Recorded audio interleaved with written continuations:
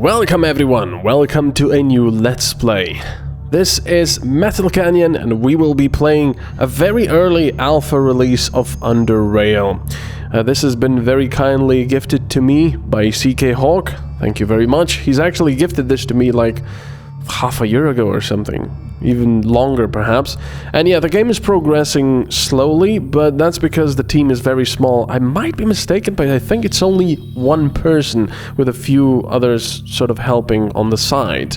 So it's actually quite a really amazing game. It's very Fallout 2-esque, and actually the developer himself says that that is the inspiration. So this might not be a complete Let's Play right away because the game is, well, not finished, but we'll play it like this. Now, on normal, it provides a lot of challenge to an average hardcore gamer with less room for error in combat. This is the way the game is meant to be played, or this is for people who find the combat on normal difficulty a bit too hard for their taste. Player character has double the normal amount of health, medical consumables heal for more, and have reduced cooldown. This is actually quite nice, because on normal I got my ass kicked quite a few times. It's actually really challenging, but I might just leave it on normal. Now, the experience system is really interesting. You're gonna have the classic one, which you gain experience by killing enemies, completing quests, and utilizing certain skills, or the oddity, which is kind of unique to this game. You gain experience by collecting oddities scattered across Underrail and by completing quests. Higher-end oddities are found in progressively more dangerous and hard-to-access areas. No experience is granted for skill usage or killing, though some oddities are only dropped by creatures. I really like this system. It's kind of, you know, you don't have to kill everything and everyone for XP, although it's always nice to get XP from creatures. But, you know, you find all these interesting things and they give you XP. I really like this system. You know what, for the sake of the Let's Play, I think I'm gonna play on easy right now. The game might have been rebalanced a little, but I was just reloading a lot when I was playing this myself. So we're gonna play it on easy. Call me a chicken, that's fine. Right, so enter name, MetalCanyon. Level 1, obviously, you can be male or female. Strength. Strength measures characters' muscle power. It affects melee damage and carry capacity. It's also important for characters who intend to use heavier weapons, such as sniper and assault rifles and sledgehammers. Dexterity measures a character's reflexes, hand-eye coordination, and finger nimbleness. It affects many things, such as operating locks, thievery, throwing, and initiative. It increases critical strike chance of melee attacks. Okay, it also reduces action point cost of unarmed and light weapons. Now, agility represents characters' reflexes. Among other things, it affects dodge, evasion, initiative, and movement points. This is quite nice, because this is turn-based, of course.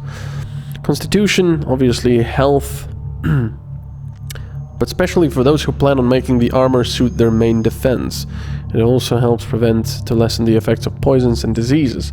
Perception helps the character to use ranged weapons more effectively. Will. This is also interesting because you actually have these psionic things in the game. Pain, suggestion, and overwhelming odds, as well as to force his will onto others and the environment. And there we go, it heavily affects all psi disciplines, as well as determines the maximum psi. This is actually, I really liked psi, so I think I'm gonna be sort of a caster. Intelligence determines how well the character learns and reasons. It is important for a character that focuses on science, as all disciplines are dependent on it. You don't get a lot of points, as you can see, so melee is quite nice, but I usually like to use ranged weapons. And then it helps the character use ranged weapons more effectively. Yeah, that and probably a little more intelligence. Perhaps a little less strength and a little more dexterity. Although dexterity and agility, that almost seems like the same thing to me. Also allows the character to move more quietly. Stealth performance and probably this. Okay, well, this might be a mess of a character, but I'm gonna keep it like this. Skills. Right. As your character levels up, they will receive a number of skill points that you can distribute in various areas. You may not invest more than 5 skill points, 3 times that at level 1 per level in any given skill. Each skill is affected by one of your character's base ability, blah blah blah. Some skills may benefit from others through skill synergy. So it's kind of like D&D in a way. Okay, so obviously guns and crossbows are also quite nice. Melee I'm gonna leave empty for now, I guess. And throwing. Dodge increases your chances to avoid melee attacks, increases your chance to avoid range attacks. So obviously both very nice, but I'm gonna run out of points if I just keep putting things into everything. Stealth, hacking, lockpicking, all very nice here. Also these things, technology, because you can actually create lots of items in the game. There's loads of items and I love it. There's a crafting system and everything. Now this is also very interesting. Social, persuasion, let's try that. I'm already running out of stuff. Thought control, ability to influence their minds of other living creatures through mental suggestion. Psychokinesis allows of the mind ability of the mind to exert mechanical force as well as to emit electric currents and project electromagnetic fields. And metametrics. Oh no, metathermics. To initiate and control rapid temperature changes. Well, these obviously, because I selected psi stuff, I'm gonna put these here. I could actually put it into thought control as well, but I kind of want one of these as well. Lockpicking or hacking. Both are really good.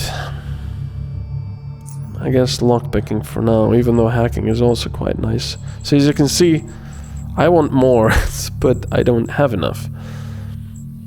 Maybe I should put less into crossbows and... But crossbows are really nice because you don't want to waste that much ammunition. Right, feats. Feats are special traits or tricks of the trade your character has learned over time. I love all this. It's so, more complex and old school. It's very cool. Conditioning. Constitution 5 reduces all mechanical heat and cold damage taken by 10%. Hit and run. Every time you kill an enemy with your melee or ranged weapon, your movement points are reset to 25. That's not bad at all. Nimble reduces armor penalty by 15%. Ninja Looter reduces pickpocketing time. Increases damage against rooted, stunned, and incapacitated targets by 35% and against slow targets by 20%. This is very nice because you usually with psi attacks can do that, so I'm going to take that. Pack Rat Hound increases carry capacity by 50. This is really going to hurt me because I decreased my strength. Paranoia, everyone is out to get you and you know it. Detection increased by 20% and chance to get critically hit reduced by 3%. Also your weapon and unarmed damage is increased by 30% against stealth targets. Quick Pockets provide you with an extra utility slots. Recklessness. Also the music is lovely. Increases your chance to critically hit with all weapons by 10%, but also increases your chance to get critically hit by 3%. Stooping increases perception by 3 for the purpose of detecting hidden passages and other secrets. Aim shot is very nice. You can perform an aim shot with any ranged weapon for a guaranteed critical hit. This is very cool. But let me see what else is there. Burglar reduces the time it takes to pick and hack locks by 75%. And suppressive fire. Ooh, enemies caught in your burst attack cone, regardless of whether they're being shot, have their ranged chance to hit reduced by 10%. Action points reduced by 5 and movement points reduced by 10. That's pretty damn nice, actually. But I'm gonna do the name shot because it's really powerful and nice. Now, I'm just wondering if I should actually put more into strength. Because the carry capacity... I could decrease my constitution, but... Among other things, it affects dodge, evasion, initiative, and movement points. Perception. Will. I guess I will do this. I don't want to have that low strength. Alright, so there we go. That is our character. That is it. This is a really cool game. Alright, last topic, of course, earthquake repairs. Is the breach at the administration level finally closed off? Yes. Oh, that's Vera. Yes. And the south tunnel? What's the situation there? Got to dig deeper to plant the explosives, or we risk more damage to the tunnel. Almost everyone is working shifts up there now that the administrator level is stabilized. Shouldn't be too long now. Gorski, how's the security looking? Got one man at the cave exit, and that's enough. Automated security is strong there, and as long as we know the crossroads and the cove are clear, no one can sneak up on us. Got one man at the underpass, and he's ordered not to open the gate no matter what. That would be too risky at this time. Everyone else is up at the platform securing workers and tunnels. Good. If no one has anything else to add, that will conclude this council meeting. Actually, just one more thing, in case you didn't know already. I admitted a new citizen to the station. That MetalCanyon fellow? Yes, he scored very well on most of the tests. I think he will be a good addition to this station. You put too much trust in your tests, Tanner.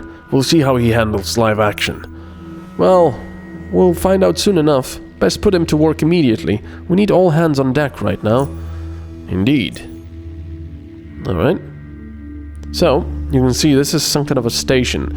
And all of the game, I think, takes place underground, because this is an apocalypse scenario. So, there we go.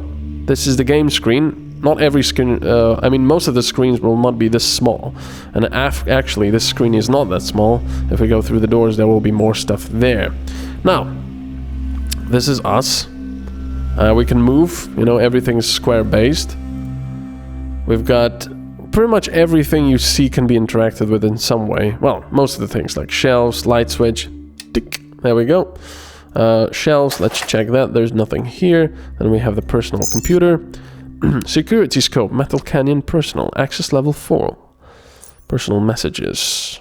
Read message keycard from Wayne. Hi, I fixed your door so the keycard should work fine now. If you haven't found it yet, the keycard should be in your desk. See you around. What about welcome? Congratulations, you have passed all the tests we presented you in the past weeks and have now obtained full citizenship in Southgate Station. On behalf of the entire community, I welcome you into our fold. Visit me in my office in the Commons as soon as you've rested so we can discuss your duties in the coming days. Okay. Let's exit that. It should be in the desk. There we go. There's a compass. It's easy to get turned around in the tunnels of Underrail. You'll probably need this. This red needle points to the north. So let's take that. There's some credits, internal currency of the Southgate Station, and a private quarters keycard. So we're going to take that as well. There's a footlocker. Nothing in it. Anything else? The colorful mosaic doesn't seem to represent anything in particular. Okay, that's fine. Hanged rat. What could it mean? Another locker here. Some armor. Rat Hound leather armor. This armor is made of Rat Hound leather. No matter how hard you try to wash it out, the faint stench of the filthy creatures remains. Ugh. Patching kit can be used to patch leather armors and tactical vests, and mechanical repair kit can be used to repair mechanical pieces of gear such as firearms, melee weapons, and metal armor. So you can see everything has stats, everything is, you know, very complex compared to today's games, really. Okay, well, let's get out of here. So, obviously we're gonna check for more stuff, because that's good. This is this is red, which means we would be doing something we're not supposed to. Oh, this is locked. We could try to unlock it, but I'm not gonna just yet. This is all locked. I think most of these are locked, so I'm not gonna bother. There's security cameras here, so if we do something bad, well, they're not gonna be very happy with us, to say the least. So there we go. You can see it's got a lot of levels, actually. We're now in the Commons and... No? Are we? No? Medical and Psionics, Engineering, Economy, Appends, Chemistry... Oh, we must be here then. Level 3. Okay, let's go to Lower Underrail Station, Platform and Barracks. First. Let's explore the area. This is the exit here. We don't want to go here just yet. We can check the shelves, of course, for anything useful. Nothing here, though. Okay, never mind. Let's go back up. Armory and shooting range. Actually, no. Let's go talk to the guy at the Commons first. There's a sentry bomb. These are quite nasty, as well as the auto turrets. So let's go to the administration and library. That is where we will go. There we go. Commoner. It's nice and quiet here. Nothing in the box. This is the library, I believe. Computer console doesn't work. Just commoners here. Obviously, if they're named, you know, they will be a little more interesting. There's boxes, but we can't take anything out of it. Okay, this is locked.